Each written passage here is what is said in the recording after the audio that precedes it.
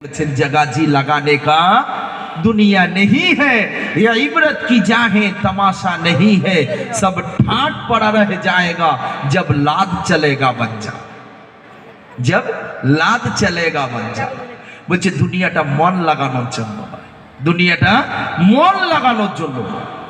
जगह जी लगाने का दुनिया नहीं है, इबरत की जाहे तमाशा नहीं है।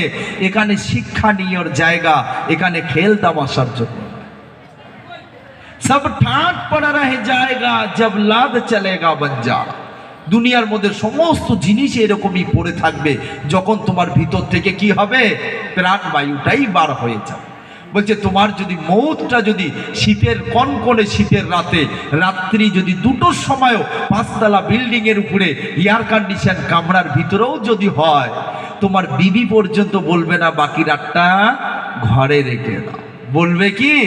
হ্যাঁ, তোমার ছেলে পর্যন্ত বলবে না বাকি 3টে ঘন্টা বিদেশি কম্বলটা তার গায়ের উপরে রেখে দেওয়া হোক। বলছি সেই দিন কি করবে?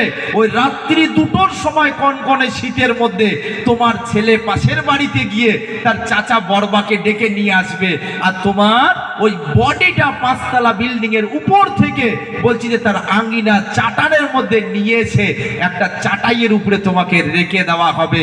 এ অস্বীকারের রাস্তা তোমাদের কারো কাছে? এটাই আমাদের বাস্তব জিন্দেগি। তুমি মারা গেলে তোমার বিবি তোমার কবরে গিয়ে একটা রাত কান্না করতে রাজি হবে না, আর তোমার বিবিও মারা গেলে তোমার বিবির কবরে গিয়ে তুমি একটা রাত কান্না করে কেটেতে রাজি হবে না। কথা বলো ঠিক কিনা? কার জন্য আল্লাহকে নারাজ করছি বলো?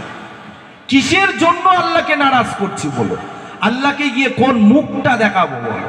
আল্লাহকে কালকে এই বলে কেউ বেঁচে যেতে পারবো না, ওগো আল্লাহ বিবি বাচ্চার ঝামেলায়, কাজের ঝামেলায় আল্লাহ তোমার ইবাদত করতে পারিনি। কারণ নবীজি পর্যন্ত বলেছেন তার মেয়ে ফাতেমা রাদিয়াল্লাহু তাআলা আনহাকে, ও বেটি ফাতেমা, তুমি কান খুলে শুনে রেখে দাও, তুমি কাল কিয়ামতের দিন আল্লাহর সামনে এই বলে বেঁচে যেতে পারবে না যে তোমার বাপ নবী ছিল, তোমার বাপ নবী ছিল, তুমি এই বলে বেঁচে যেতে পারবে না। ও বেটি ফাতেমা, তোমার সাজদাকে লম্বা করো, তোমার সাজদাকে বেশি করো। যার সাজদা যত বেশি লম্বা হবে, যার সাজদা যত বেশি হবে, সে কাল কিয়ামতের দিন তত আমার করিব থাকবে, আমার পাশাপাশি ছিল। নবী পর্যন্ত তার মেয়েকে শুনিয়েছেন। আমি আপনারা কোন ক্ষেতের মুলি বলো? হ্যাঁ, আমি আপনারা কোন ক্ষেতের মুলি বলো?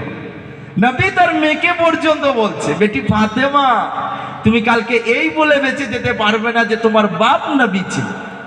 আমরা কার দোহাই দেব? হ্যাঁ, কাউকে কালকে চলবে কি? ও জায়গায় কারো দোহাই চলবে কি? বলছে ও জায়গায় কারো কোনো চলবে না দোস্ত। আল্লাহ নবী সাল্লাল্লাহু আলাইহি ওয়াসাল্লাম তিনি নিজেই বলছে যে কাল কিয়ামতের দিন মনে হয় আমি দৃশ্যটা চোখ দিয়ে দেখছি। মুসার মতো নবী, মুসা আলাইহিস সালাম, তিনি কেমন নবী ছিল আপনারা জানেন তো? হ্যাঁ, তিনি আল্লাহর সাথে সবসময় কি বলতেন? ডাইরেক্ট কথা বলতেন।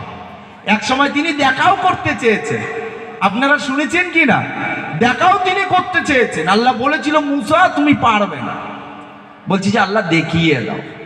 মুসা নবী ছিল, আল্লাহর সাথে জিদ করছে যে আমাকে দেখাতেই হবে তোমাকে। বলছে মুসা তুমি পারবে না, বলছি যে আল্লাহ দেখাতেই হবে। বলছি যে ঠিক আছে, তোমার সাথে গেম স্টার্ট, কি হবে বলো?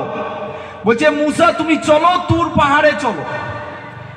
আল্লাহ রাব্বুল আলামিন তুর পাহাড়ের মধ্যে থেকে সমস্ত রকমের মাখলুককে দূরে করে দিয়েছেন যে চলো আজকে আমার মুসার সাথে গেম হবে। মুসা আমাকে দেখতে চেয়েছে, মুসা আমার নবী আমাকে দেখতে চেয়েছে, আমি তাকে আমার দিদার করাবো।